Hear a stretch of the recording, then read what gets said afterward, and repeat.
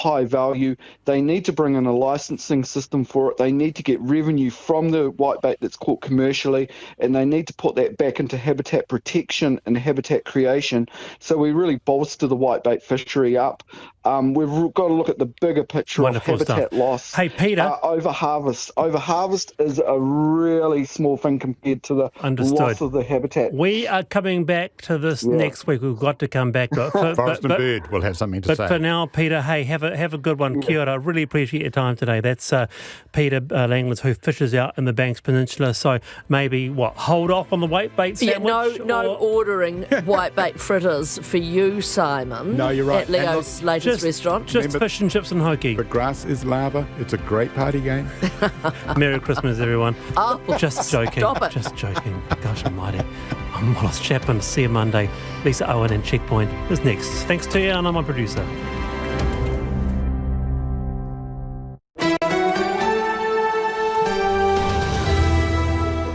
Kei te whakarongo mai koe ki te reo irirangi o Aotearoa. This is Checkpoint on RNZ National. I'm Lisa Owen. Heidi Akine has window shopping for luxury real estate already started after National promises to roll the welcome mat out for foreign buyers.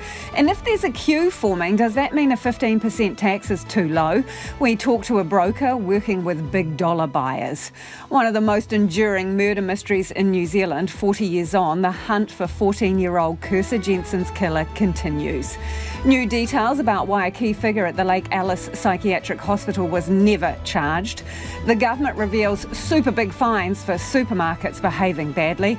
And we hit the books with some fur friends. It is a real page turner. Do stay tuned. You can watch us live on the RNZ website, Facebook and Freeview Channel 50.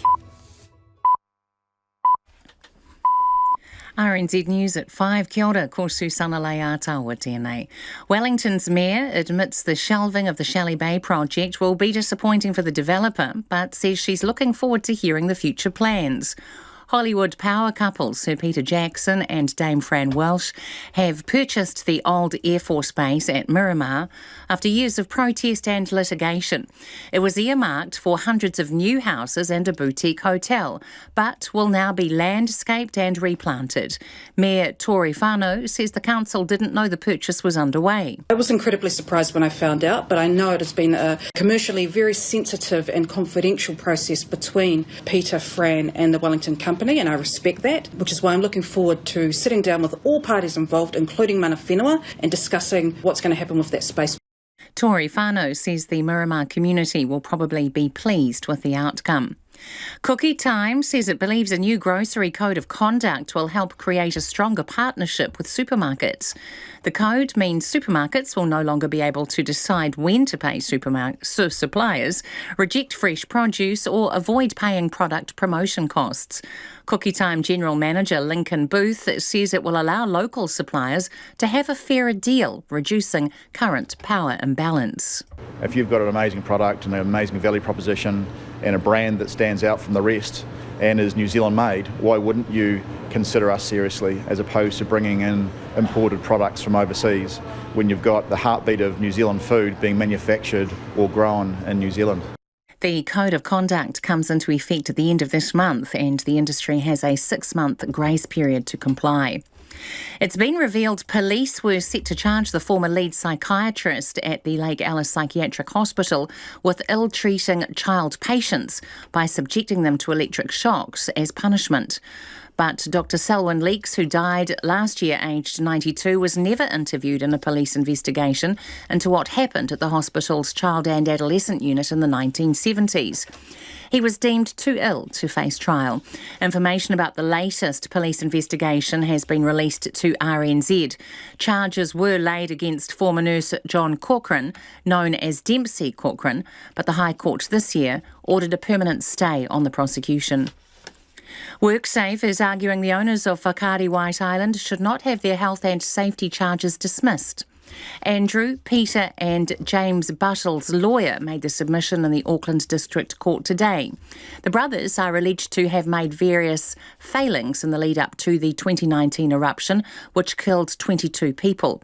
Michael Hodge, on behalf of WorkSafe, says in an interview with the company in 2020, the brothers declined to be questioned as directors. We accept that while a PCBU interview would not ordinarily be admissible against individuals, including directors, speaking on behalf of the company, in this case, the Buttles adopted this statement as their own, thereby rendering it admissible against them as individuals. The brothers' lawyer, James Kearney, then argued directors can speak on behalf of a company, but it does not go to what that person's responsibilities are. The name Mount Egmont has been consigned to the history books with the final signing of the Taranaki Maunga Treaty Settlement. Hundreds gathered at Owai Marae in Waitara today for the signing, of which the mountain peaks will become a legal person named Te Kahui Tupua. Pōkere Paiwai reports. Te Ruruku Pūtakerongo, the Taranaki Maunga Collective Redress Deed, was negotiated collectively with Taranaki's 8 iwi, making it unique among treaty settlements. It includes a Crown apology and shared governance of the National Park, which will have a new name, Te Papakura o Taranaki. A representative entity made up of both Crown and iwi appointees, known as Te Tōpuni Kōkōrangi, will be established to develop park management plans. Treaty of Waitangi Negotiations Minister Andrew Little says the deed is a significant step towards reconciliation between the Crown and ngā iwi o Taranaki. In sport, England netball has spoken to Netball New Zealand about why they are sending a development side to play the Silver Ferns this month.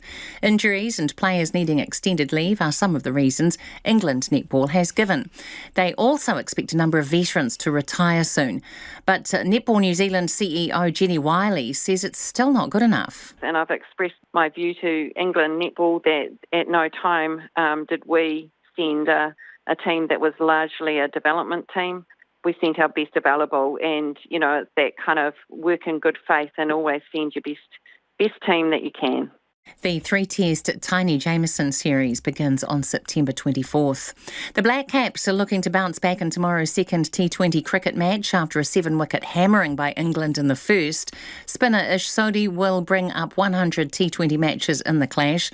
Sodhi says he never believed he would bring up the T20 milestone. You give a limb to be able to play one. Sometimes you sort of get these milestones and it makes you pinch yourself at how lucky we are to be able to do this. Yes, being an immigrant coming to New Zealand from a very young age, South Aucklander coming up trying to bowl leagueies in South Auckland, to make it to 100 games is really special.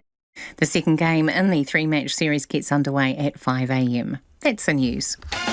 Tomorrow morning, high-profile forensic scientist Henry Lee, who now has to defend himself against allegations of fabricating evidence.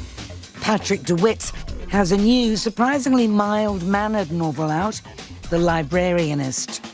And Jonathan Shedler on the overuse of therapy speak. You may be triggered by this. Me, I'm in denial. Cork and Hillaho. Join me tomorrow morning from 8 on RNZ National. Short forecast. Now the short forecast from Met Service Timber Night tomorrow. Northland, Auckland and Coromandel Peninsula mainly fine with isolated showers. Waikato to Taranaki, Taupo and Bay of Plenty. Fine apart from areas of morning low cloud or fog, then cloud increasing tomorrow night. Whanganui, Taihape to Wellington and Gisborne to Wairarapa. Mainly fine, cloudy periods about Wellington and Kapiti. Low cloud developing tomorrow night in Wellington and Wairarapa. Bulla and Westland cloudy periods, a few showers in Westland, becoming fine tomorrow. Nelson, Marlborough, Canterbury and Otago except Clutha. Fine tonight, low cloud spreading north tomorrow, drizzle developing about Canterbury foothills in the afternoon. Clutha, Fiordland and Southland, scattered rain with heavy falls in Fiordland, easing to isolated showers tomorrow morning but clearing inland. And Chatham Islands, cloudy periods and 1 or 2 showers tomorrow. That's the news and weather. Our next headlines is around 5:20. Nā mihi e ho, tēnā koutou katoa, nau mai haere mai ki Checkpoint i tēnei rā, ko Lisa Owen tēnei.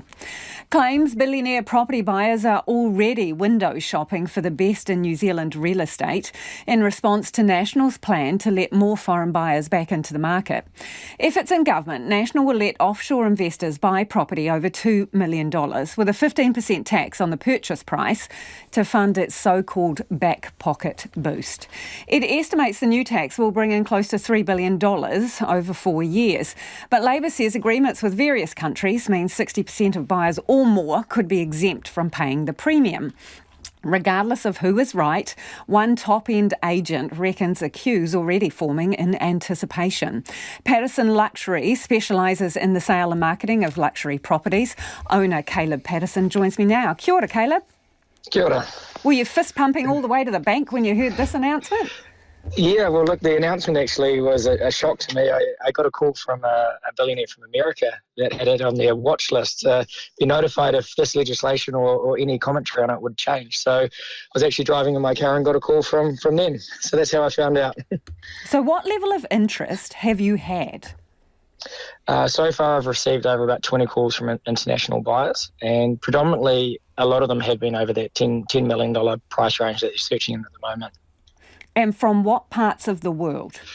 Europe, America and Asia have been the predominant main ones that I've been fielding at the moment. And what parts of Asia specifically? China, right, because obviously this is the sticking point. There's a difference in the parties. They, have contradicting opinions on whether this tax will be able to be charged to buyers from China. So what percentage do you think Chinese buyers would make up of those interested? I'm sitting around at general inquiry from that market around 40%. Right, okay. And what makes us attractive? What are they looking for? I think leading up to the previous freeze on that foreign investment, it was the lifestyle that New Zealand offered. I feel a lot of the market that will appeal to New Zealand is that $2 to $5 million price point range, and those are the ones that are more moving for the family and the lifestyle, opposed to your $10 million plus, where it's just more the holiday homes and things like that. So does this have the potential to pour some petrol on property prices in that market, in the 2 million, 3 million, where there are potentially local buyers competing, if this were to happen? I feel it could definitely add some interest within that marketplace, definitely. I think the big thing to be mindful of as well is that this is early days with the legislation or the announcement.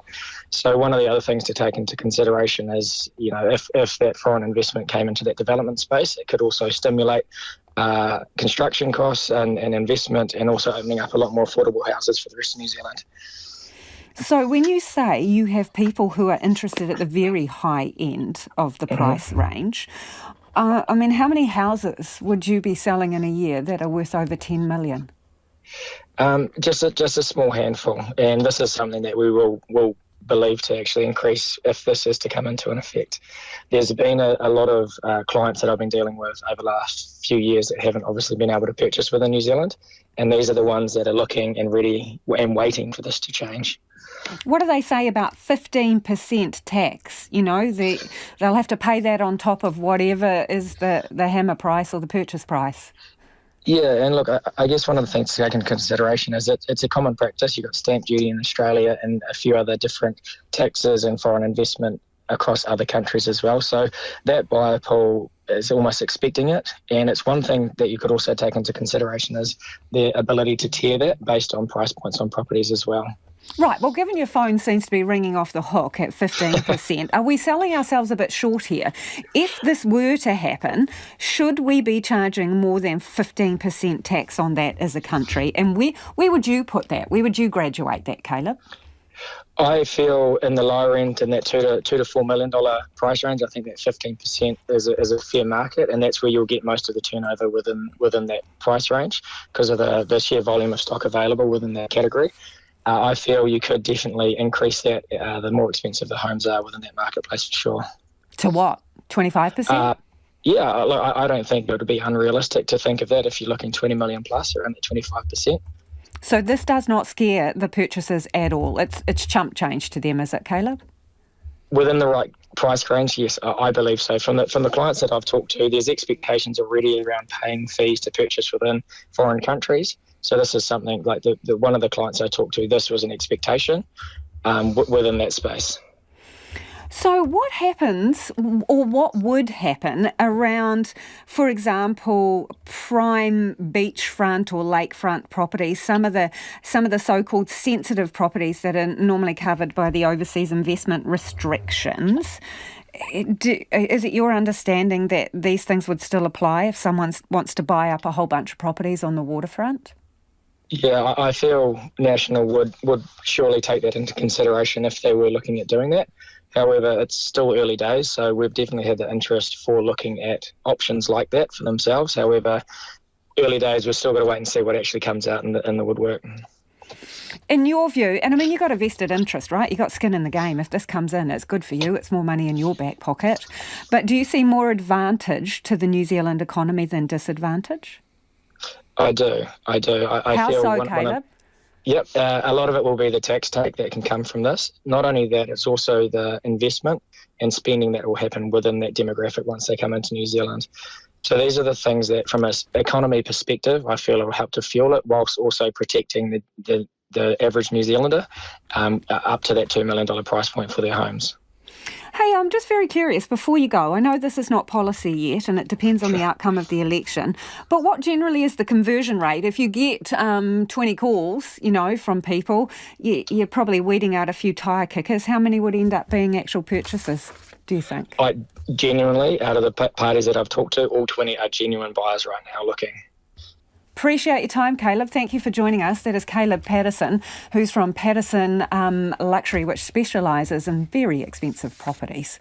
It is 14 minutes after 5. Kia amo tōne mai. Do stay with us and let us know what you think of that. 2101 on text, or tweet us at Checkpoint RNZ. Should we allow more foreign buyers into the market? 15% tax.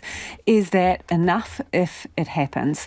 And you're listening to Checkpoint on RNZ National. Police documents obtained by Checkpoint have revealed why they didn't charge a key figure at the Lake Alice Psychiatric Hospital. Dr Selwyn Leeks was the lead psychiatrist at the Child and Adolescent Unit, where people were subjected to electric shocks as punishment. Our reporter Jimmy Ellingham joins us now. Jimmy, you've been looking at these documents, and what does it show about Dr Leeks? Yeah, good evening. This is documents we got released into the third police investigation into what happened at that Lake Alice unit in the 1970s. There were investigations in the 1970s and early 2000s that didn't result in charges being laid. In fact, police have apologised for that investigation in the early 2000s and for it being deficient. Now, Dr Leeks, he left New Zealand after the unit shut in 1979, 1980, so more than 40 years ago, but he went to Australia and did keep working until 2006, when he was due to face a professional body. But it was really 2021 that his name started to reappear again, when the Royal Commission of Inquiry into Abuse in State Care looked at that Lake Alice unit, and former patient after former patient came in with harrowing tales of abuse, often at the hands of Dr Leeks or other staff members. About 2020, 2021, police began this latest investigation, and we now know that they contacted Dr Leeks, or at least attempted to contact him in 2021. They spoke to his wife, who said he was too unwell to be interviewed, but she did give permission for police to speak to his doctors. They did that. A professional expert opinion was obtained, and it was decided he was too unwell to face trial. We did know that bit, that he was too unwell to face trial. Police confirmed that in late 2021. What we didn't know, and what's now been confirmed, is that Dr Leeks would have been charged with willfully ill-treating children in relation to giving electric shock therapy as punishment. So not as treatment to any sort of psychiatric condition, but as punishment. Police, though, said they hadn't decided how many charges he would have faced, nor how many complainants there would have been. And other former staff members? Yes, once again in late 2021, when police made the results of this latest investigation public, they said they would have charged another former staff member, but they were too ill to face trial. We now know that that's a former nurse who was accused of injecting patients with a drug called paraldehyde. It was a paralysing drug, and former patients have spoken about how it was used as punishment for various misdemeanours, some made up, some actual, and it made them smell. It had this chemical smell that they described quite vividly. This former nurse that police wanted to interview lived overseas. Police got hold of his partner and the manager at an advanced dementia care facility where he was living, and after that it was decided that prosecution wasn't possible. They also spoke to another staff member who was also a former nurse, who was also accused of injecting former patients with formaldehyde, but in that case there wasn't enough evidence to lay charges. But one former staff member was charged? Yeah, that's a man called John Richard Corcoran. He's another former nurse. He was known as Dempsey Corcoran. He was facing 8 charges of ill-treating children. He was due to face trial about now in the High Court at Wellington, but earlier this year the High Court put a permanent stay on that because of his ill health. He's 91 now, but he was due to face those 8 charges. They carried a maximum penalty of 10 years imprisonment. From these documents that we see here, police attempted to talk to Corcoran during their latest investigation, but he declined to be interviewed by them. And what other information did the police release to you? Well, during the Royal Commission 2 years ago, there was lots of talk of sexual abuse that happened there. This information that police have released showed that they did look into that, but because of either the alleged offender not being able to be identified, perhaps they were not alive anymore, they were dead, or there just wasn't enough evidence under the Solicitor General guidelines for prosecution. No charges were laid over sexual offending, but some numbers that do expose the horror of what went on at Lake Alice were on 140 occasions with 51 different patients was electric shock therapy used as punishment, and that drug formaldehyde I described before, on 350 occasions on 68 patients it was used as punishment. Police say they interviewed 63 former patients for this inquiry. A few staff members as well, former staff members, but many former staff members are now dead.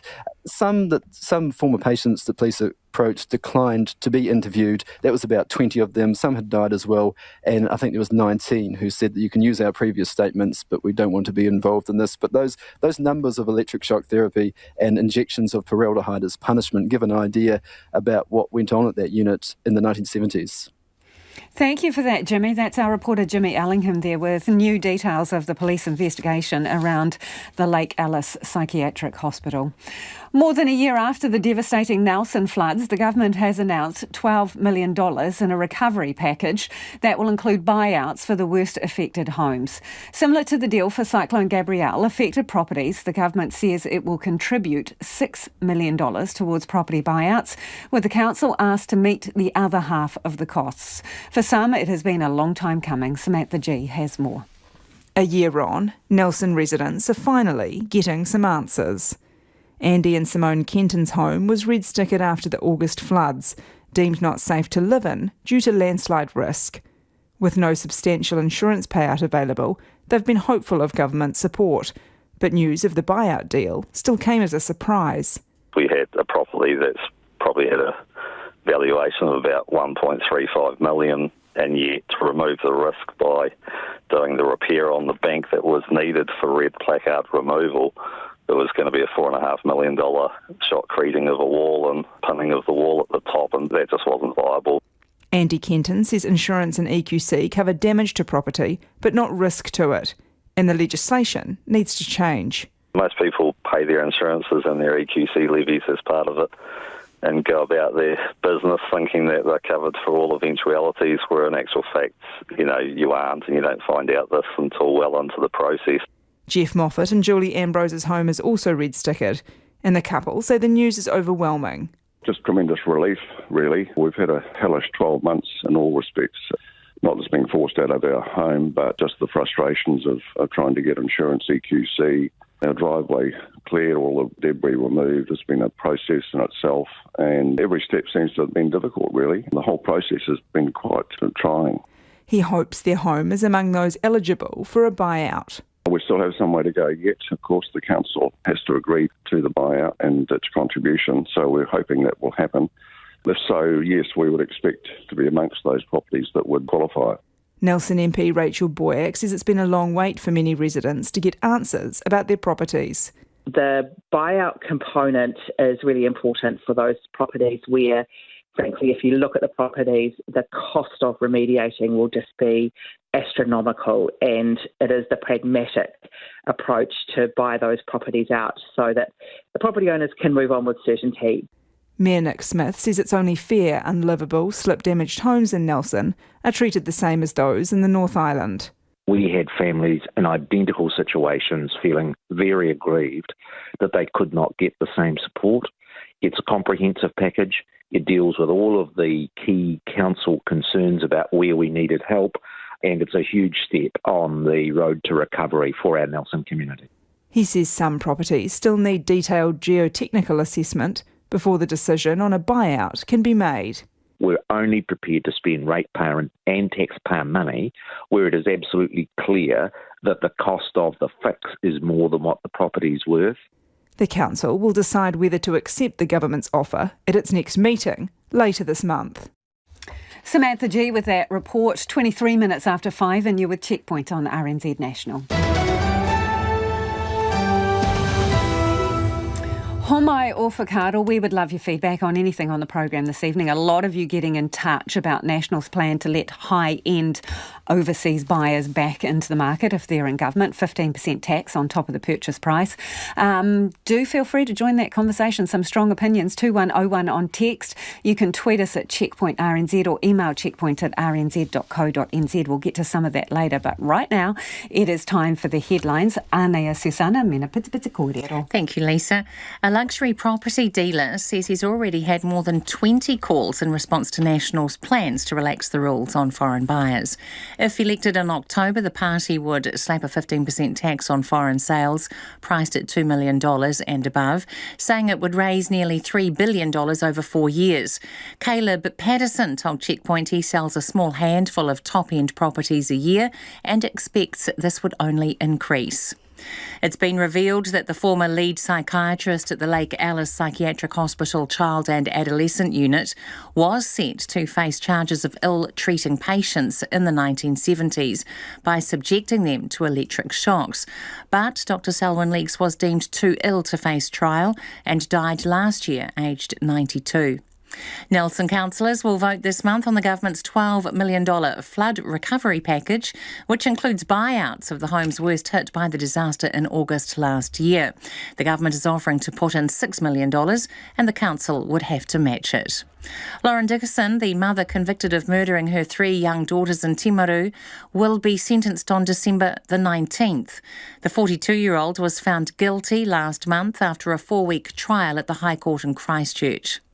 And after years of controversy, the $500 million property development proposed for Wellington's Shelley Bay has been demolished, with Hollywood power couple Sir Peter Jackson and Dame Fran Walsh buying the site. They plan to return the old Air Force base at Miramar to its natural state. Those are the latest news headlines. We'll have more at around 20 to 6. Thanks, Lisa. Ngā mihi, Susana. The Warriors play their final match of the regular season tomorrow night before their first finals campaign in 5 years. It will be a new-look side taking the field in Brisbane as some of the senior players stay home to nurse some niggles. With us is sports reporter Jonty Dine. So, Jonty, what does this game mean for their season? Well, to be perfectly honest, not a hell of a lot. Obviously, they are already guaranteed their playoff berth. And so with those major games just around the corner, Andrew Webster has opted to give his frontliners the week off, as you mentioned, and blood some young talent. So it will be a bit of a different team. Johnson, Harris, Nickel Clockstead, DWZ, Whenua Blake, Egan, they're all sitting out. But Webster's confident they'll all be fit and firing come finals time. This means a few unfamiliar faces will be stepping up from the New South Wales Cup side, but many have already first grade experience under their belts. So they should make that transition, no worries at all. Of course, with Tohu staying home, it means Dylan Walker has been promoted to skipper. Now, Dylan calls himself a bit of a joker, but Webster says the man knows how to switch on come game time, and he was a natural fit for the pick of captain. So Walker, among other players, were asked if their preferred opponent in the first week of the finals, and it was pretty unanimous. They want to face the Panthers, of course, defending champs, but as Walker said, they want to test themselves against the best early. Now, there should be plenty of Kiwi support for this final game over in Brisbane against the Dolphins, so there should be plenty of calls of up the wires across the Tasman. OK, let's move to the Silver Ferns. They are not happy about England sending a B team here. Did they feel disrespected? Absolutely. Netball New Zealand not happy at all. They say they were blindsided by this move. So at least not a single member of the English World Cup squad that obviously went to South Africa will play in the Ty Jamieson series later this month. It's been slammed as disrespectful, and CEO Jenny Wiley says it's incredibly disappointing. She spoke to England Netball today about the situation, and while they were apologetic, it's not going to do much to change the fact that they're essentially treating this tour as a development opportunity. So the reasons given were a mix of imminent retirements, players recovering from surgeries and injuries, but there was no indication that this would be a development side sent when the series was agreed upon.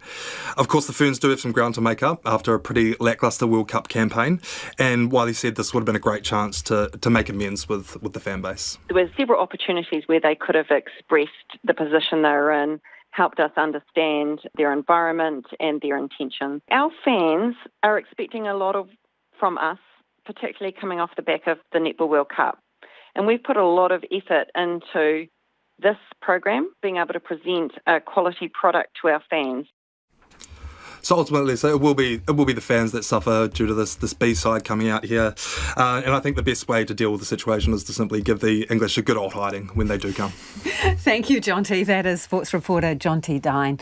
Let's get to some of your feedback now. It's coming in thick and fast about foreign buyers and reports that people are forming an orderly queue to buy high-end real estate should National be elected into government at the October 14th election. This person says opening the New Zealand property market to well-funded foreigners will light the fire under our still overpriced property market to the detriment of New Zealanders.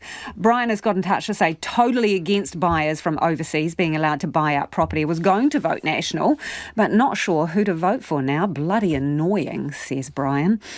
Paul's got in touch to say we need government policy that encourages more compact, affordable houses, but encouraging expensive home sales will divert builders into that market. It is a terrible idea. Forget about grand designs until we have caught up on the housing shortage for honest Kiwi workers, says Paul. 2101 on text if you want to add your opinions into the mix, or you can tweet us at Checkpoint RNZ. The government says new grocery rules will stop the abuse of power by the country's supermarket duopoly. Foodstuffs and Woolworths will no longer be able to decide when to pay suppliers, reject fresh produce or force suppliers to pay for promotion of their products. They could be slapped with millions of dollars in fines if they don't comply. Reporter Neva Chittick and visual journalist Nate McKinnon were at the announcement in Canterbury today. Pack and Save shoppers in Ototahi welcomed a crackdown on the supermarket industry. They need a good slapping. They're going to try to allow the small business to succeed more, and I think that's really, really fair if that can happen. I mean, anything will help. A few cents in the pocket's always a good thing, isn't it? Eleanor hopes the code of conduct will lead to long-term benefits for those struggling to make ends meet. Sometimes I have my grandchildren with me, and sometimes I can't afford to feed them. So I have to say to the mum, no, I can only have one at a time. Putting prices up is not going to help anyone. Actually, what about our grandchildren? What's going to happen with them? You know, they're going to find it harder than what we're finding it now. Jan wants the move to bring New Zealand in line with other parts of the world. I mean, it's disgusting what we pay here compared to Europe. And having lived in Germany all the years that I lived there and knowing that their prices are still really, really reasonable. They're about 2/3 of what we pay, and yet their salaries are at least 2/3 more. Suppliers claim they've also been getting a raw deal. Commerce and Consumer Affairs Minister Duncan Webb says at the moment supermarkets are making up the rules when it comes to things like accepting fresh produce. If you're a local supplier, you might be supplying your capsicums or your lettuces or your tomatoes and they don't meet a quality standard. They might be being turned around 2 or 3 days later when they're no longer fresh and there's no market for them anymore, even as a kind of second grade product. So we don't want that kind of waste, and we think it's only reasonable that there's a response that's timely and enables them to be sold elsewhere. The Minister made the announcement today from the Cookie Time factory in Christchurch. General Manager Lincoln Booth says change is overdue, with the industry advocating for better transparency for years. But at the heart of it is the consumer. If you've got an amazing product and an amazing value proposition and a brand that stands out from the rest and is New Zealand made, why wouldn't you consider us seriously as opposed to bringing in imported products from overseas when you've got the heartbeat of New Zealand food being manufactured or grown in New Zealand? Chief Executive of the Food and Grocery Council, Raewyn Blakely, says contracts will now be in black and white ahead of the code coming into force on September 28th. Some things have been set historically and have sort of been lost in the mists of time exactly what the negotiation was. That all now has to be documented and made clear so that both parties know where they stand. She says the council will also offer training to let members know what their new protections are. The Code of Conduct will be enforced by the Independent Grocery Commissioner, and companies have a 6-month grace period to comply. If you were listening to that on radio, you can check out the video version. It'll be online, particularly if you like to see politicians wearing funny net hats and work coats. It is 28 minutes from 6. Kia mau tonu mai. Do stay with us. You're listening to Checkpoint on RNZ National. It's time for the business news. Ko taku hoa e nai ko Nona Peltier, who is in the studio. Carrying on with the theme, Nona. The Grocery Code of Conduct, the how-to manual to grocerying. Lukewarm reception, you tell me. Yeah. It's not surprising, really, because we've heard this now for a while, first from other entrants or what would be entrants into the market. Even the warehouse has complained about the wholesale part of the business. Now we've got this code of conduct. One of the, a small grocer called Soupy. Yes. Yep. Sarah Ball, she was saying that she didn't think it was going to make any difference at all because unless there's a big player that enters the market, no small organization is going to be able to challenge the two big ones. And I mean, we've seen this in banking and all sorts. It's a really tough market for big companies to come in and set up. And that's one of the reasons why we don't have a great deal of competition. And it has been tried that, if you brought this in, that it would change things. But a lot of industry experts are saying it's not feasible. Let's not hold out hope for some big international player to come in here. So whether this works, it remains to be seen. The commissioner is willing to act if things don't move along. Well, we'll see what happens. At this stage, it's not got a really positive response from the industry. Auckland Council has sold about a third of its shares in Auckland Airport. We knew, that they were on the block, but what else do we know now? Well, we know that they sold a 7% stake, so about a third of their shares, and at an average weighted price of $8.11 a share. So that got them, I think it was from memory, $833 million net to pay off their debt. So that sounds like a pretty good deal. I spoke with the chief financial officer today. He said, they put everything on the table. They think they got the best price they could, given the situation that, where the markets are at. We've got some feedback, though, from others who are saying, earlier this year, the Auckland Airport share price was $8.98 when the idea of selling them first came up. So, why didn't we sell them then? Well, the market's a funny thing. Some days it's up and some days it's down, as we well know. And so when they did sell the shares overnight, when the announcement came, basically the price was at a, was it 3.8? Let me see. Yeah, 3.8% premium to the last closing price. So better than what the market price was, but some people don't think it was quite good enough. Okay, and now, speaking of numbers in the market, Nona, you have more, I imagine. Of course I do. Yep, the NZX Top 50 Index, it fell nearly 0.25%. But still, Auckland Council's sale there did see the Auckland Airport shares rise 3% today to $8.05, which is below that $8.11 average. But never mind, we fell 26 points to 11,529. The New Zealand dollar is, I don't want to say it's weaker. It's not strong, let's put it that way. But it had a slightly positive tone to it, I thought, leading into the end of the day. Fickle might be a good word. Yeah, it's a hard one because, at 59.6, it's nothing US, it's nothing to really say wow about. 92.1 Australian and 47.1 British pence, which is a slight improvement. Now, Asian shares did edge higher today, whereas ours did not. But we're expecting some big news out of the US over the weekend with the jobs data. That will give us some direction on where things are heading there. Meanwhile, Chinese market, they're trying to do more to bolster their economy. So it's kind of mixed. We'll see what happens over the weekend. Thank you, Nona. Ka kite. Nona Peltier there with Business News. A small group of police officers and family of missing Napier schoolgirl Kirsa Jensen have gathered quietly at the gun emplacement where the teenager was last seen alive 40 years ago to the day. It's believed she was murdered, with many vividly remembering the searches and long-running investigation. The cold case remains open and the police are still actively seeking information. The 14-year-old was out after school riding her horse Commodore along the beachfront at Awatoto. When she went missing, her horse was found roaming. Kirsa's body has never been found and no one ever charged. An orchard worker, John Russell, who was one of the first witnesses to come forward, later became a suspect. He confessed to the teenager's murder, then recanted and later died. Investigators have come and gone in the 40 years since Kirsa's disappearance. It's Detective Sergeant Daryl Moore's case now, and he's hopeful answers can still be found. At the request of the family, they didn't want a large public gathering, so we just had a very small service with just their family and a number of police officers who have been involved in the case.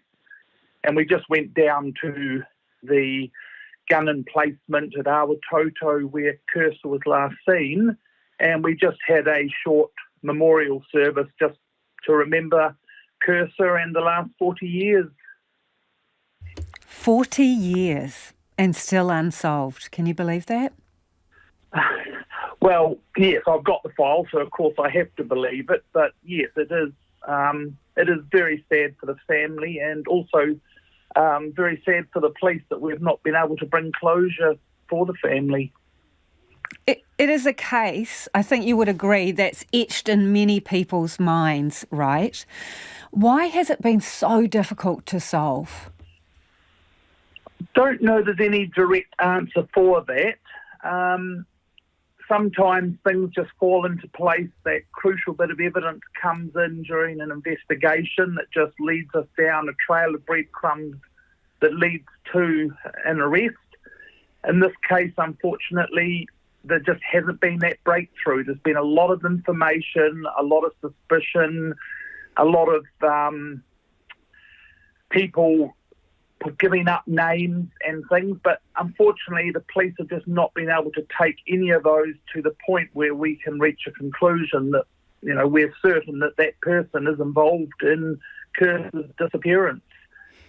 Of course, going back 40 years ago too, policing was very different. They didn't have the technology today that we rely on so heavily, the DNA, electronic evidence, cell phones, CCTV cameras.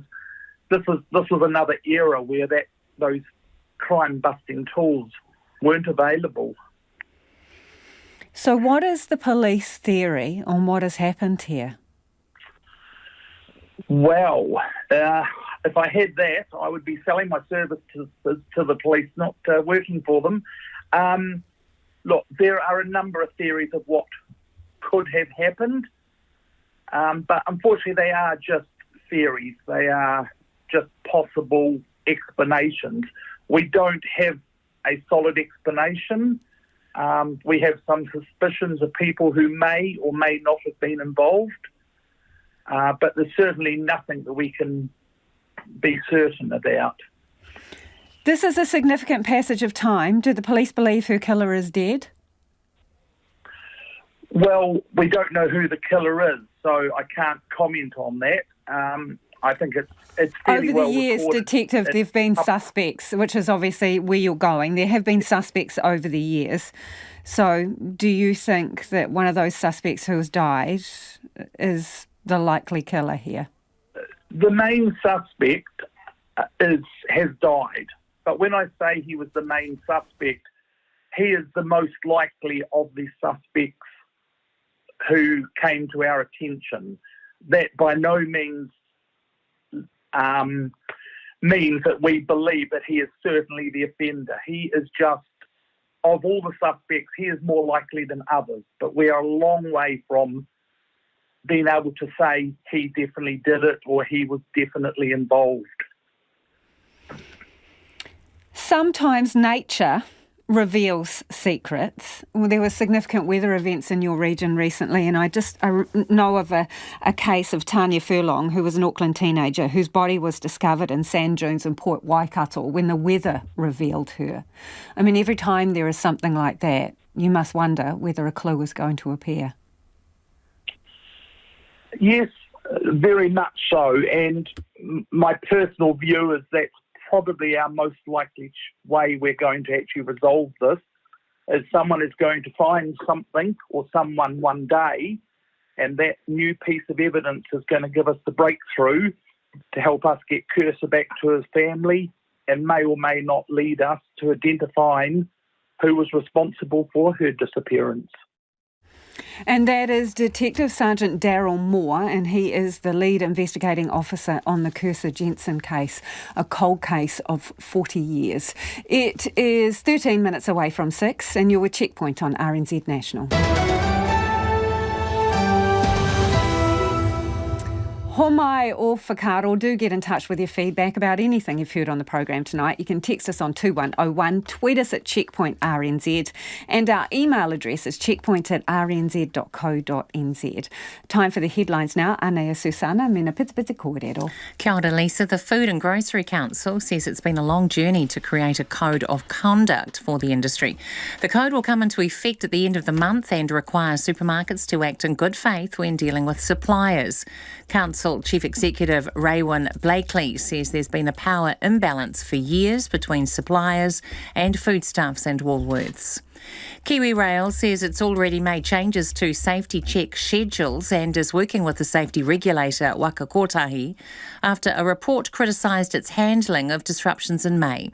Kiwi Rail's only track evaluation car for the country broke down, with thousands of passengers caught up in resulting cancellations and delays.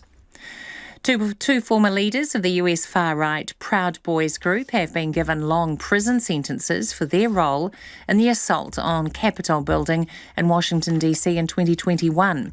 Joseph Biggs, a US Army veteran, got 17 years, and Zachary Rail received 15 years. Queensland, Western Australia and South Australia have brought in new restrictions on single-use plastics, including thick shopping bags and polystyrene packaging. Australia has no nationwide laws against disposable plastics, but action by individual states has made the country a world leader. And the name Mount Egmont has been consigned to the history books with the final signing of the Taranaki Maunga Treaty Settlement. Hundreds gathered at Orwai Marae in Waitara today for the signing, in which the mountain peaks become a legal person, named Te Kahui Tupua. Those are the latest headlines. Our next news and weather is at 6. Ngā mihi. You can't beat Wellington on a good day, they say. Who's they? And today, the first day of spring, is a good day in the capital. Wellingtonians are not usually very upbeat about the weather they're served up, but new research suggests it's not as bad as we think. Ashley McCall reports. Freelance IT consultant Adam Shand created a graph about his feelings on Wellington's unspring-like spring weather, which took social media by storm. I called it shitspill in just sort of a moment of snark. I've joked that I probably should have called it something more like false hope, because really what it is there's just that few weeks of really nice weather at the end of August and the beginning of September, and everybody's just, it's the end of winter and everybody's so ready for spring, and then you get 3 months of storms and rain. But it's a stereotype that two Wellington-based authors have debunked. Andrea Knox and Jordan Monk used 5 years' worth of data from NIWA between 2017 to 2021. While Dr. Knox says Shand's graph was funny and there's some truth to it, it's not quite that simple. Based on the evidence we have so far, it's not a better way of classifying the seasons, but it's certainly a lot of fun, and he's not wrong in calling spring Shitsville.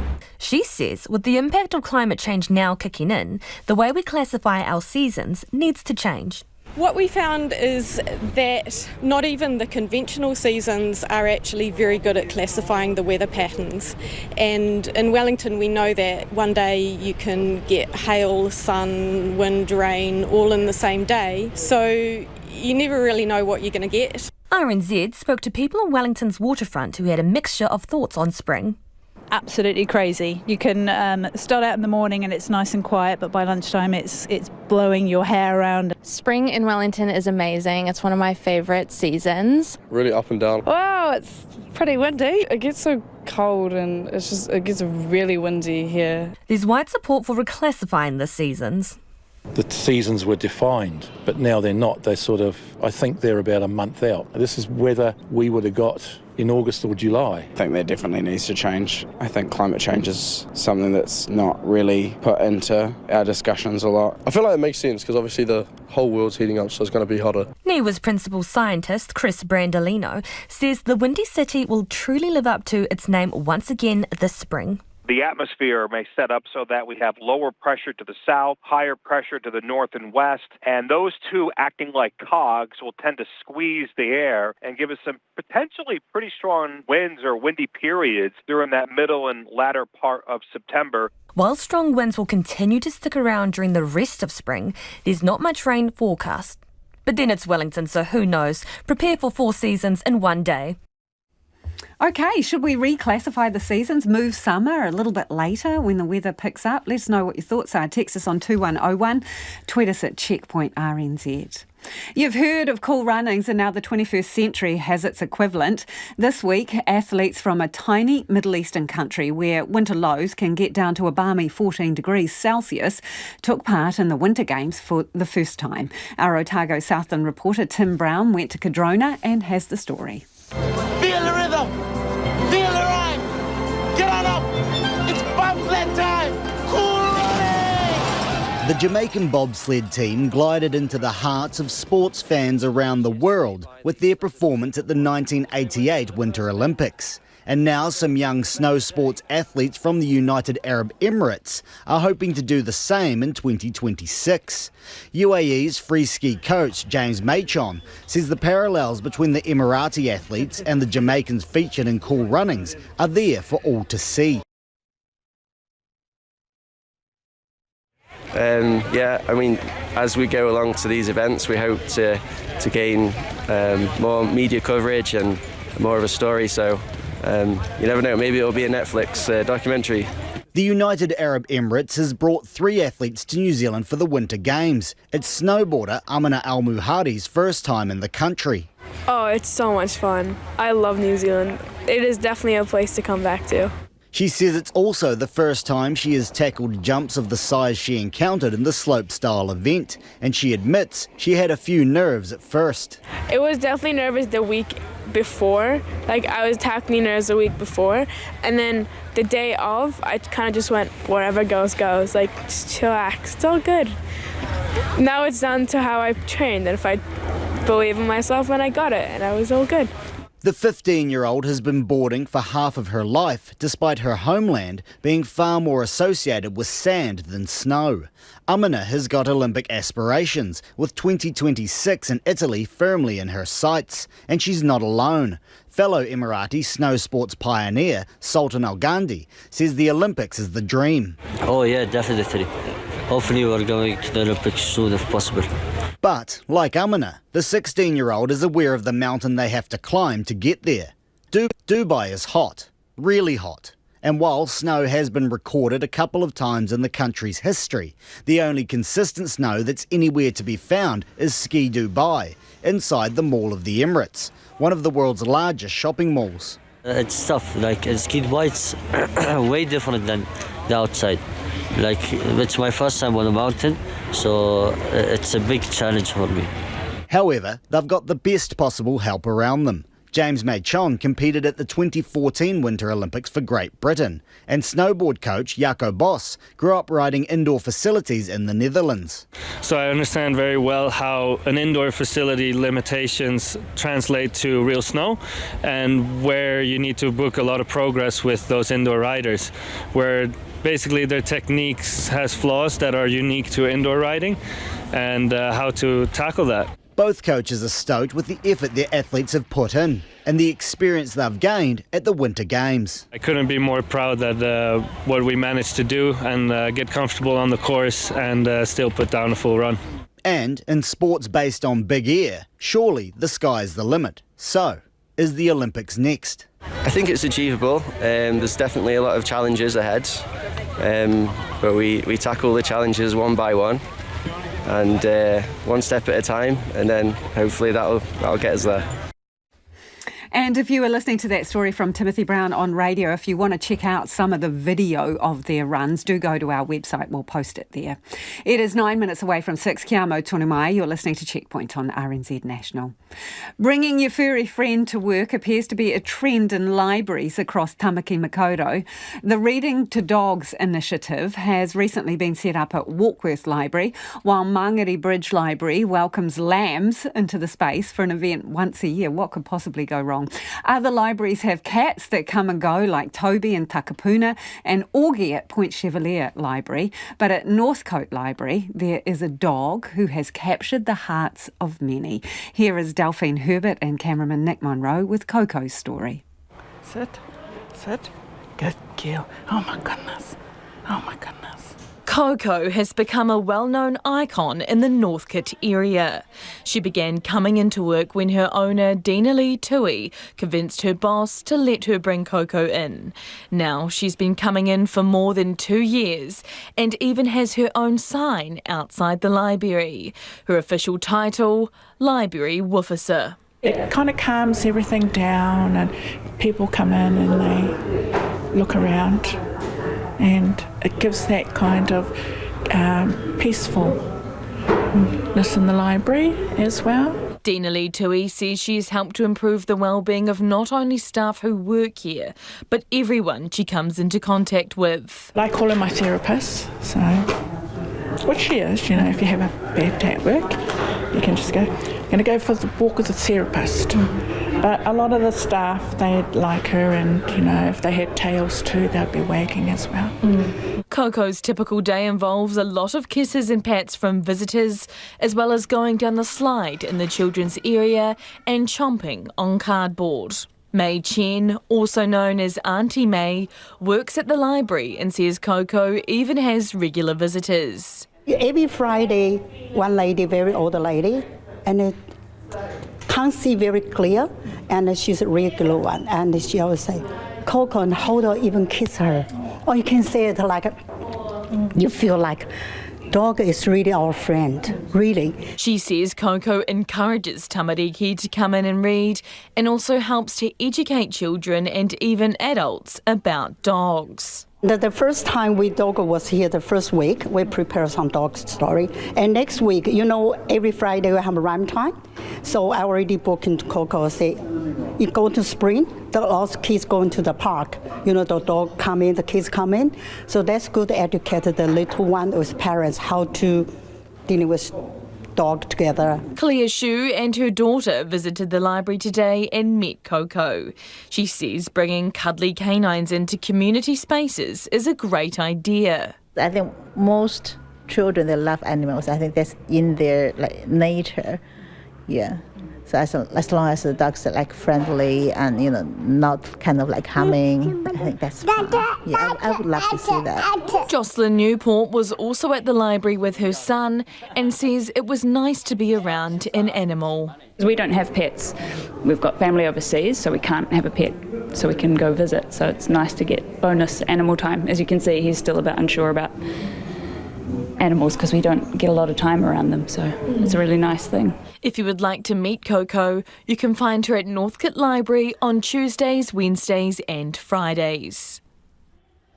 And Coco is an absolute cutie. Do check out the video on our webpage. New Zealand Fashion Week is back after a 3-year COVID hiatus, with this year's event focusing on sustainability and diversity. Fashion lovers have also been able to attend more shows than ever this year, with organisers keen to change it from an industry-only event to one that is accessible for all. Reporter Louise Tanuth and camera operator Marika Habazi went along to check it out. Back to business for New Zealand Fashion Week. It's the event of the year in the fashion world for designers new and old, local and international, to launch their designs. By Saturday night, more than 25,000 people will have attended events here at the Viaduct Event Centre on Auckland's waterfront. General Manager Yasmin Ferry says it's a relief to be back after 3 years of uncertainty. It feels amazing, and I have to say that the energy this week has been absolutely incredible. We've had thousands of people through the doors, and it's a really, really high energy. People are really enjoying themselves, so yeah, we're very happy. Yasmin says this year they've changed things up to try and make it more inclusive of the general public.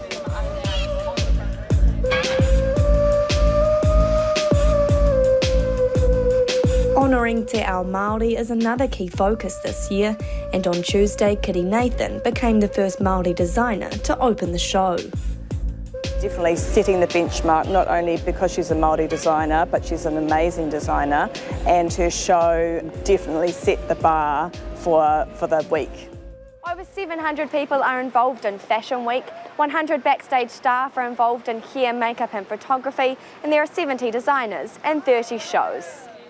This year, 80 of those volunteers are MSD clients gaining work experience for future employment. So they have been working in all types of roles here. They've been doing dressing, security, backstage work, and yeah, it's been such a fantastic opportunity for them to see such a diverse range of people on the runway, but also backstage as well. Seeing the types of jobs that are available, getting really excited about, work. Key account manager and industry partnerships lead Nicola Anderson says the opportunity for volunteers to rub shoulders with some of the best in the business is amazing. People are buzzing, they could not be more delighted about the designers that they've seen, the experience they've had, all of the things that they've learnt. Fashion Week has committed to evolving over the next 5 years, supporting a sustainable fashion ecosystem. I think there's still a lot of learning to be done by both the industry and also consumers, but the messages that we are putting out this week, or trying to put out this week, is that clothes are valuable and that fast fashion is ruining the planet. By supporting our local designers and buying local designs that might be slightly more expensive than fast fashion, but they're clothes that you can keep and that you can value and wear them for years and years and years. Fashion Week has also partnered with Heart of the City to create Sustainable Fashion Friday, an off-site event at the Allan Melville Centre where people can shop for second-hand, ethical brands, upcycle, repair and donate clothing.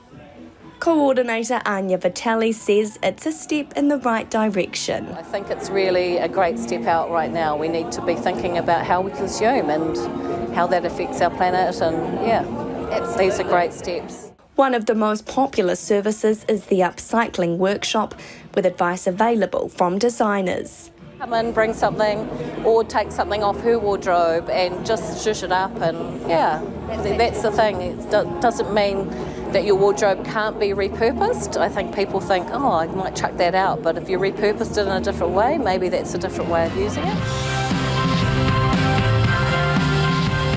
Events continue tonight through till late Saturday.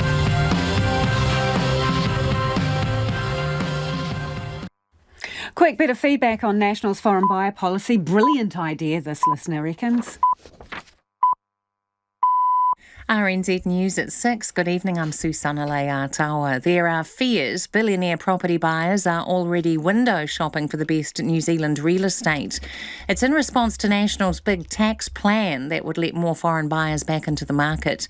If elected, the party will let offshore investors buy property over $2 million with a 15% tax on the purchase price.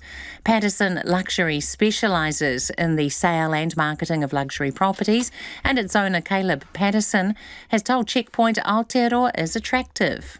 Leading up to the previous freeze on that foreign investment, it was the lifestyle that New Zealand offered.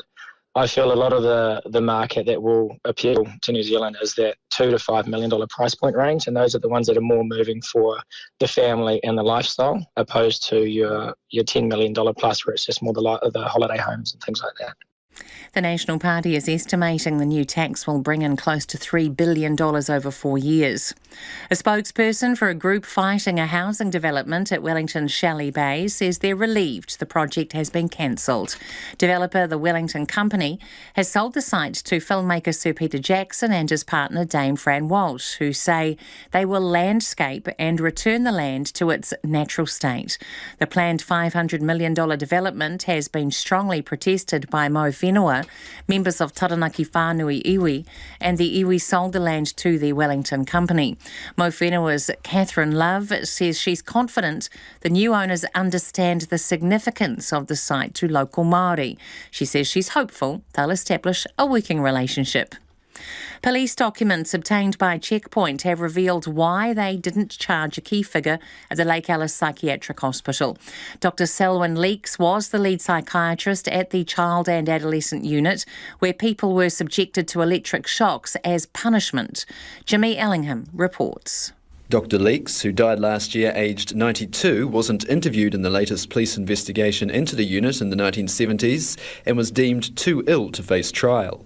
Information about that investigation has been released to RNZ. Charges were laid against former nurse John Corcoran, known as Dempsey Corcoran, but the High Court this year ordered a permanent stay on the prosecution. A further former staff member was too unwell to speak to police, while another was interviewed, but it was decided there wasn't enough evidence to prosecute them. Kiwi Rail has apologised again to Wellington commuters after a review into its handling of train disruptions found lax safety monitoring. Thousands of passengers were caught up in cancellations and delays in May after Kiwi Rail's only track evaluation car for the country broke down.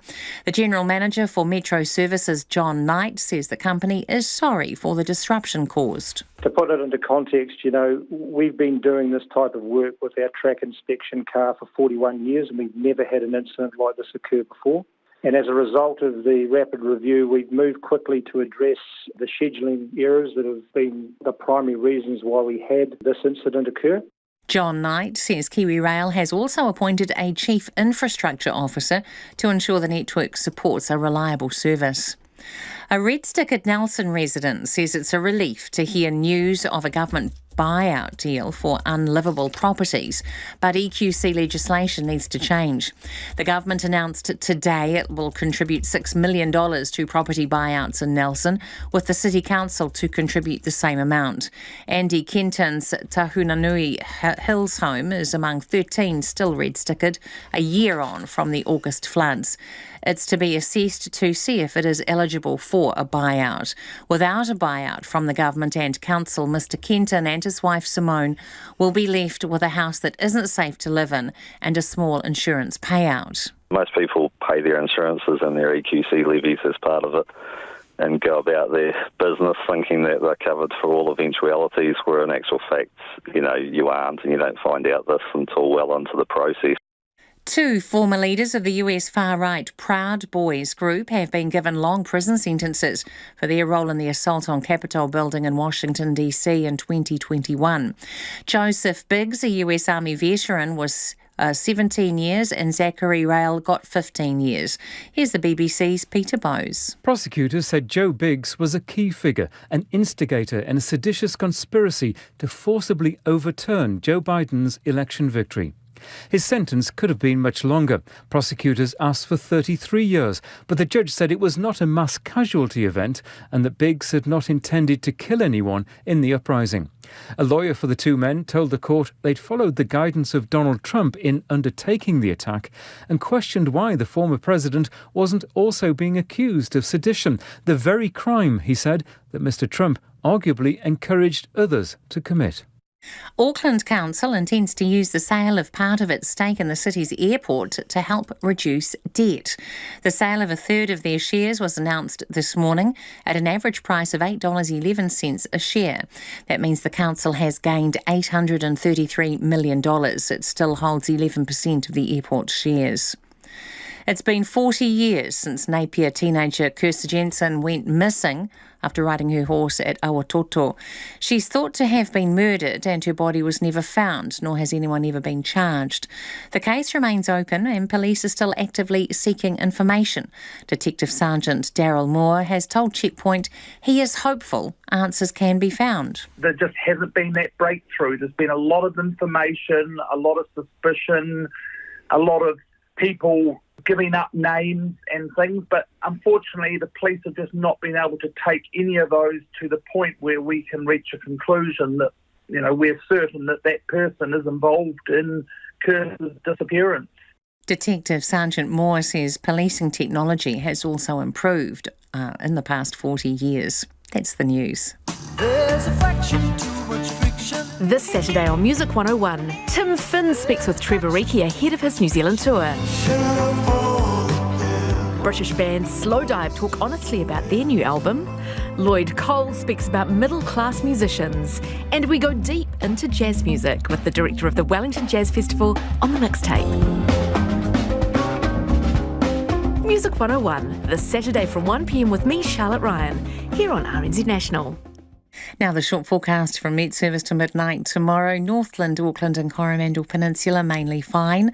Isolated showers. Waikato to Taranaki, Taupo and Bay of Plenty. Fine weather apart from areas of morning and low cloud or fog, then cloud increasing tomorrow night. Whanganui, Taihape to Wellington and Gisborne to Wairarapa mainly fine. Cloudy periods about Wellington and Kapiti. Low cloud developing tomorrow night in Wellington and Wairarapa.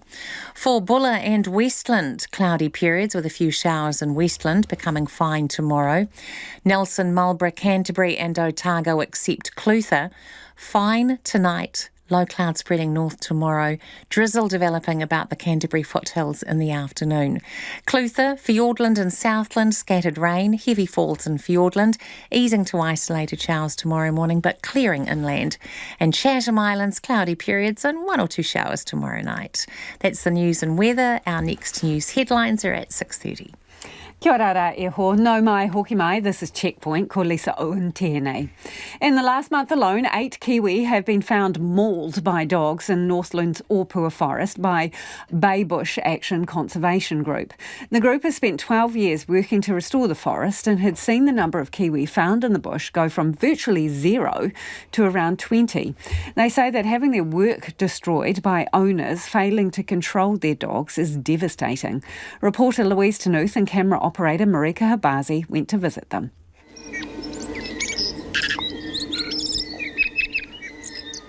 Like many of our native forests, pests had free rein in Northland's Opua Forest for around 30 years, and the 2,000-hectare forest near Paihia fell silent.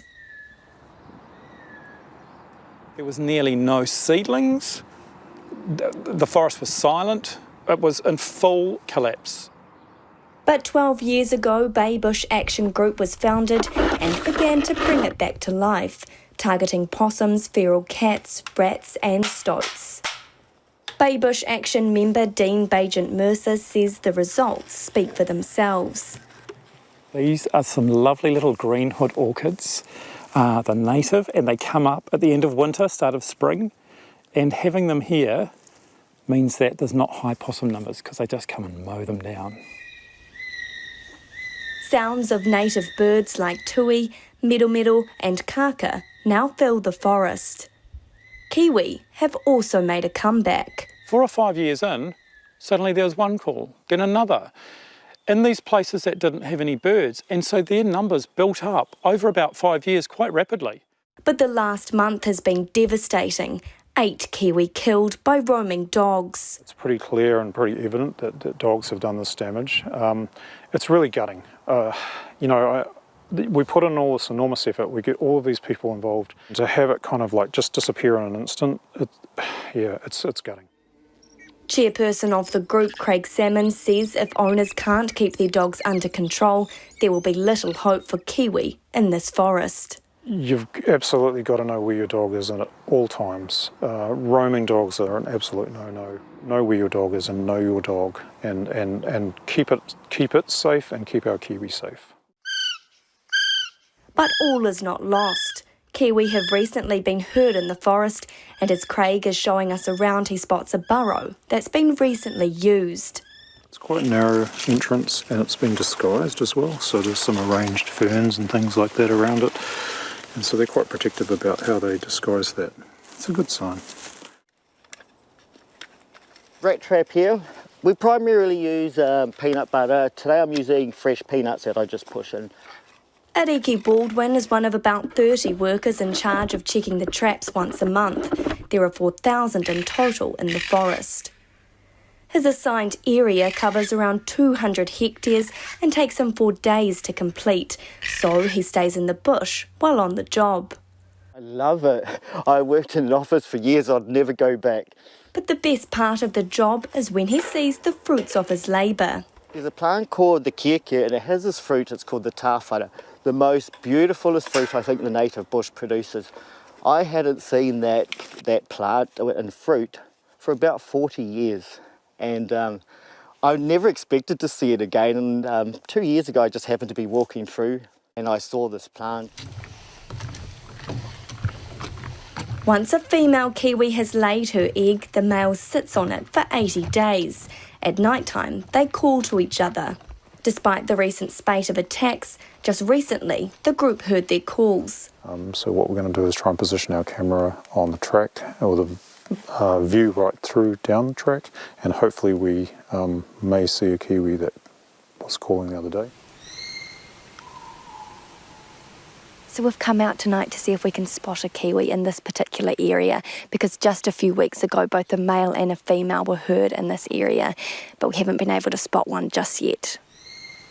Because the forest has a history of being burnt, there are fewer trees available for kiwi to burrow under. 15 wooden kiwi boxes are dotted throughout the forest, providing protection while the birds are nesting. This provides an entrance for the kiwi to come in this end, and then into a safe nesting area under this lid.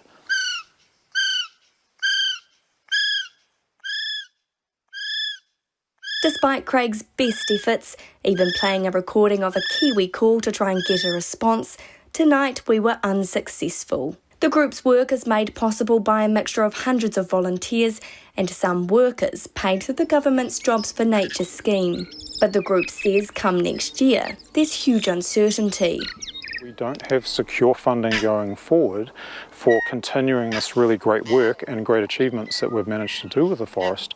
And so we're actually really concerned that in this election, no political party has really talked about how they're going to continue funding successful Jobs for Nature projects. Work like this, vital to reach the country's predator-free 2050 goal and to restore our native kiwi numbers. And if you were listening to that story from Louise Tanuth, there is a video version filmed by our camera operator Marika Habazi. It's worth checking out. It'll be on our webpage. 13 minutes after 6 and you're with Checkpoint on RNZ National. More than 70 people have died in a fire that broke out in a 5-storey building in the central business district of Johannesburg. Officials say living spaces had been rented out illegally in the building and warn the death toll could rise. Deutsche Welle's Ben Dorman reports. It was still night when the fire broke out. Firefighters rushed to the scene and began rescuing residents. But with daylight, it became clear that many couldn't be saved, with dozens of bodies recovered from the gutted building.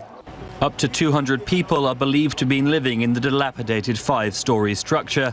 Officials say shacks set up inside had made it harder to escape the flames. The building itself, what we need to highlight to our viewers at home is that they must just have a picture of an informal settlement inside the building. So therefore, the chances of one being trapped inside that building they are very much higher. Survivors confirmed that making it out of the smoke-filled building was hard and dangerous. It was so difficult for us to get out. The others had blocked the corridors with beds, but I managed to get out with my kids. We managed to escape, but we did inhale a lot of smoke. At least we got out. What is very sad is the others who died inside. Firefighters are working their way through the building floor by floor, with the death toll expected to rise further. Efforts to identify victims will likely be difficult, with some bodies left burnt beyond recognition. The cause of the fire is not yet clear, but an investigation into the tragedy is already underway. Hundreds of schools in England have been told to shut buildings with concrete prone to collapse until safety work has been done. School leaders say it's caused a scramble just days before the start of the new term. But the government says the move is in response to new evidence on the concrete. The BBC's Branwen Jeffries reports. Yellow temporary classrooms in Bradford, the stairs being craned into place today. An emergency measure just days before term starts. Part of the building closed for fear of a sudden collapse. Parents like Shazad absorbing the news. Heard about the school basically, right? Yeah, there's some issues with the concrete side of things, and there's a certain part of the building, right, yeah, which has been shut down. My younger son, right, yeah, Yahya, he's special needs, he goes to that school. And yeah, we're very devastated. Like I said, even the head teacher who sent that letter, right, you could tell from just from that letter how emotionally stressed out she was, because it's going to widely affect a lot of children. It's one of 2 schools in the city told they can't fully open. More than 150 others around England told to take similar steps. So what is reinforced autoclaved aerated concrete, or RAC? It's lightweight, bubbly concrete used widely from the 1960s to the 1980s. Usually in roofs, sometimes in walls and floors. It's weaker than traditional concrete and it's past its lifespan. So why has it taken until now to warn so many schools? This is incredibly last minute. This is something that's been known about for a long time. It feels incredibly last minute. It feels rather shambolic, if I'm honest. Several hundred more schools are still being checked. For the ones where RAC is now confirmed, help is being offered. This dodgy concrete is in some other public buildings too, hospital corridors and now classrooms propped up. The bill for replacing it yet to be reckoned with. Spanish soccer star Aitana Bonmati has been named Women's Player of the Year by the Union of European Football Associations, and she used her acceptance speech to voice strong support for her teammate Jenny Hermosa, who was forcibly kissed by the country's Soccer Federation president after the Women's World Cup final in Sydney. The ABC's Alexandra Humphreys reports. It's been an extraordinary year for Spanish midfielder Aitana Bonmati, who was last week named the Women's World Cup's best player following her side's 1-0 victory against England's Lionesses. Overnight, there was a new feather to her bow, crowned UEFA's Women's Player of the Year. But in her speech at the ceremony in Monaco, there was frustration and disappointment. These aren't good times in Spanish football. We come from winning the World Cup, but it's not been talked about too much because other things have happened. I'd like to remember what happened. As a society, we shouldn't allow power abuse and a lack of respect to exist in a work relationship. As for my colleague Jenny and all the women suffering the same, we are by your side, and I hope we can keep working so that this society improves. Bonmati says her side's success has been overshadowed. The truth is that people aren't talking about our World Cup win, about what we achieved. And behind that, there are a lot of dreams, a lot of work. It's a pity, but as I said earlier on stage, we have to work for a better society. And there is a lot to do. I hope that what has happened can be useful for the future. The latest controversy to engulf Spanish football came when the nation's Football Federation boss Luis Rubiales grabbed player Jenny Hermoso's face on the podium in Sydney and kissed her. She says it was unwanted and sexist. He says he's being demonised. Just days ago, he pledged to stay on. No voy a dimitir. I will not resign. I will not resign. Both World Football governing body FIFA and Spanish authorities are investigating Rubiales. FIFA has suspended him and players are on strike. The fallout has also engulfed coach Jorge Vilda, who had supported his boss. The news agency Reuters is now reporting that a source within the Football Federation says Vilda will be sacked. The coach of the defeated England side, Serena Wiegman, who was named Women's Coach of the Year in Monaco overnight, has taken the opportunity to voice her support for the Spanish women players. And it really hurts me as a coach, as a mother of 2 daughters, as a wife and as a human being. And it shows, we just talked about ATA, the game has grown so much, but there's also still a long way to go in women's football and in society. And I would like to dedicate this award to the Spanish team, the team that played on the World Cup such great football that everyone enjoyed. This team deserves to be celebrated and deserves to be listened to. And I'm going to give them again a big applause, and I hope you will join me. Thank you, Thank you. Samoa's Prime Minister says too many Pacific Islanders are leaving to work in New Zealand and Australia, leading to skills shortages in their home countries. The annual cap of Pacific RSE workers in this country is currently 19,000. Across the Tasman, there are now more than 35,000 people employed under the Pacific Australia Labour Mobility Scheme. The ABC's Dubrovka Valoda reports. When it comes to labour mobility schemes, Samoan Prime Minister Fiame Naomi Matafa isn't afraid to speak her mind. There's one thing I don't like about the labour mobility thing. It has that thing where it could be seen that somehow, we're just these outposts where we grow people, either to send them off as sports people or to send them off as labour mobility teams and so forth, as though, that's our lot in life. The federal government has said the scheme fills labour shortages in Australia and helps workers develop their skills and send money home.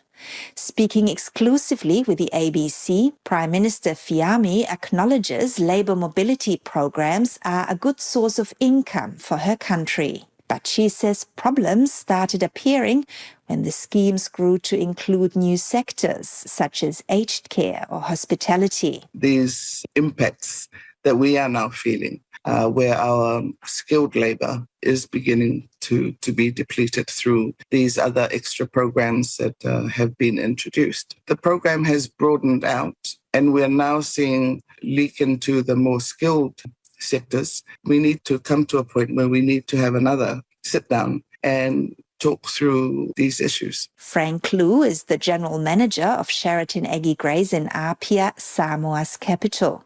The hotel is currently closed for renovations, but Mr. Liu is still feeling the effects of Australia's seasonal worker program. He's reopening next year, but he's been forced to recruit from overseas. It's a shortage overall in Samoa. Labour mobility expert Professor Stephen House from the Australian National University says it's an issue that needs careful planning. It's not going to be about countries pulling out, but around the management of these schemes. So how can countries do a better job of matching the job with the skills? How can they give a better chance to people, perhaps in rural areas? Bill Balmer is a vegetable farmer in Victoria and chair of the industry group AusVeg. He says he understands why Pacific nations are worried.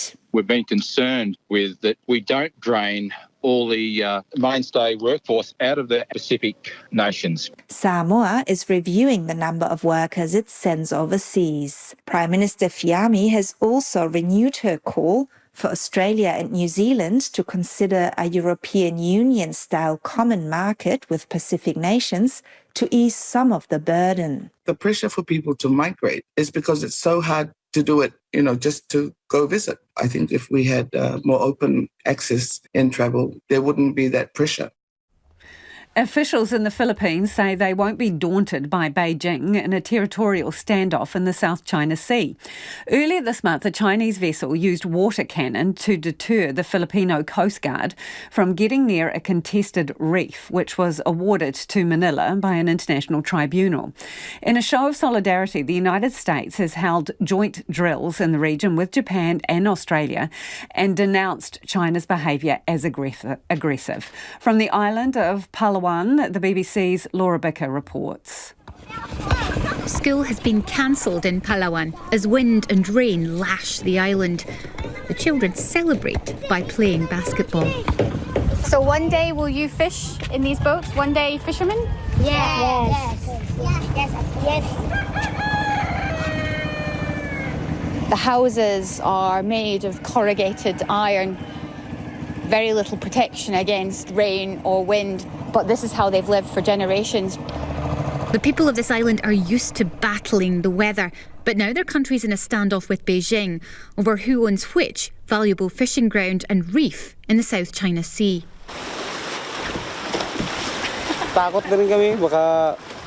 We might not return to the shoal, ma'am. We're now scared.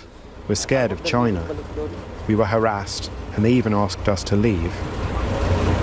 Benjo Attai started fishing in the contested waters around Ayungin Shoal at the age of 14. Now in his 30s, he believes Beijing's fishing fleets are becoming more aggressive.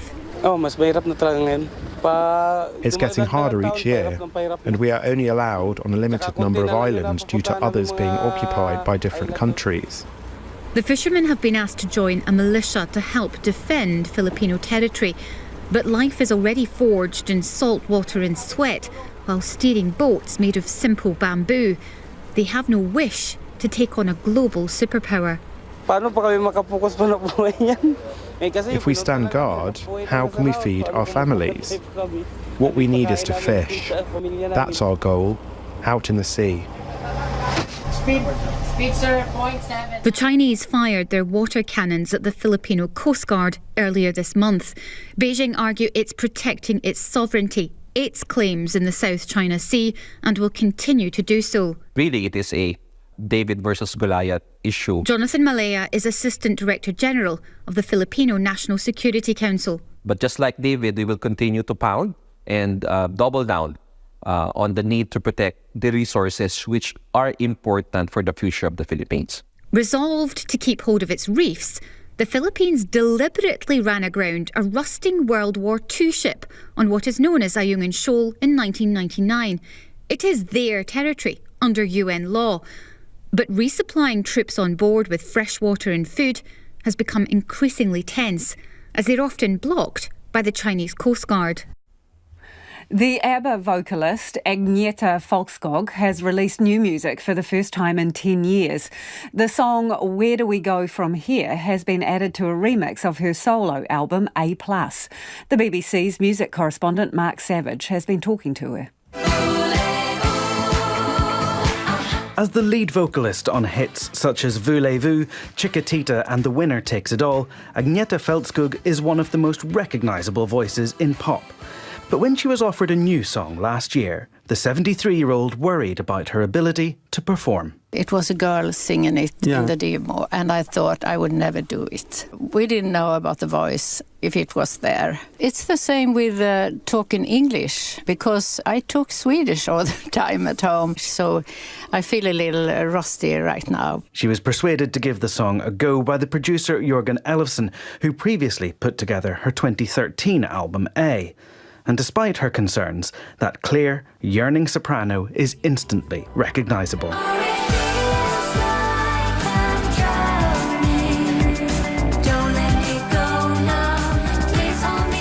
Where Do We Go From Here premiered on BBC Radio this morning, and Agneta said the thrill of releasing new music hadn't faded 55 years after her debut single. You never get tired of it, to hear yourself on the radio. That's really something. It's always a tensed feeling, you can say, about what are the people going to think about this. Because I'm not so young anymore, and I'm very grateful that I still have my voice. The song is out today, with the album A+ coming in October. Is it wrong to say she sounds a bit like Kylie Minogue? Anyway, that is all we have got time for. The Late News team will keep you updated throughout the night, and if you missed anything from the program, you can find Checkpoint on Spotify, Apple, or wherever you get your podcasts from. Kaua e wariwari te atatero I a mātou kōrero. Don't forget, we've got some fantastic videos on our webpage, so do check them out. Have a wonderful weekend. Enjoy the first days of spring. RNZ News headlines at 6:30. The companies that had planned to build hundreds of homes in Wellington Shelley Bay say the decision to step away was not easy.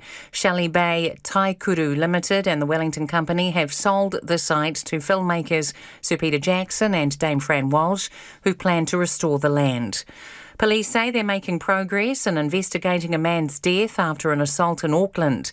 It happened at Richardson's Bar and Restaurant in Mount Roskill just before 1 o'clock this morning. 40 years after Napier teenager Kirsa Jensen went missing, presumed murdered, police have renewed calls for information.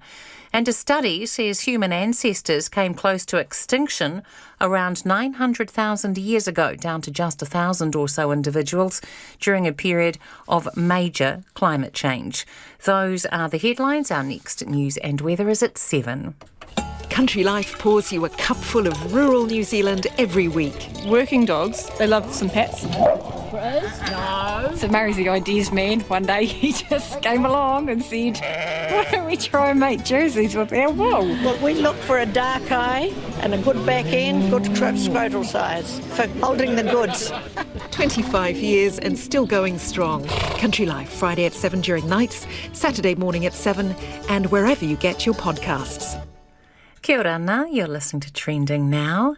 It is 28 minutes to 7. Time for Focus on Politics.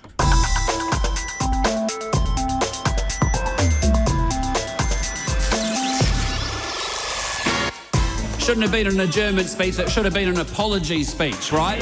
Mr. Speaker, the member just needs to cheer up. He's left the country with a shrinking economy. Karoria hareruia. That concludes oral questions for the 53rd Parliament. The parliamentary term came to an end this week after a tumultuous 3 years.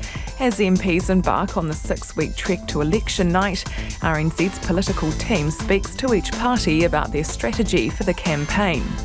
Kia ora, ko Annika Smith aho, anei te pūrongo tō rangapu mō tēnei wiki. Welcome to Focus on Politics. We begin this week's episode with the Labour Party. It's campaigning for a third term, but it will be an uphill battle. The latest One News Varian poll showed National and ACT would likely have the numbers to comfortably form the next government. Labour gave voters a taste of its campaign strategy this week, warning them of everything that could be cut or changed under a potential National ACT government. Political reporter Katie Scotcher spoke to Labour's campaign chair, Megan Woods. Why is Labour campaigning on fear? We're not campaigning on fear. Do you not think you're scaring voters? Not at all. Campaigns are contests of ideas. Labour has always held the view, and Jacinda did, and Chris certainly does as well, and myself as campaign chair, that we will run a positive and a clean campaign. But that does not mean that we will not engage in a robust contest of ideas. That's exactly what happens in political campaigns. But the guarantee we make to every New Zealander is that we will play the bull, not the person. That we should be holding National and ACT to account for the ideas that they're putting out there. How difficult is it going into a campaign, or what is it like going into the campaign with the party polling where it is at the moment? How's morale in terms of volunteers and MPs? Are you going in with, I guess, MPs, candidates, volunteers maybe feeling a bit low about your chances? Not at all. This is, we know we've got everything to fight for, and that is exactly how we're going into it. We will make thousands and thousands of phone calls indoors. As I said, we've got our largest ever professional paid field campaign that's out there and has been working away. We're seeing volunteers in huge numbers come in and want to be part of this campaign.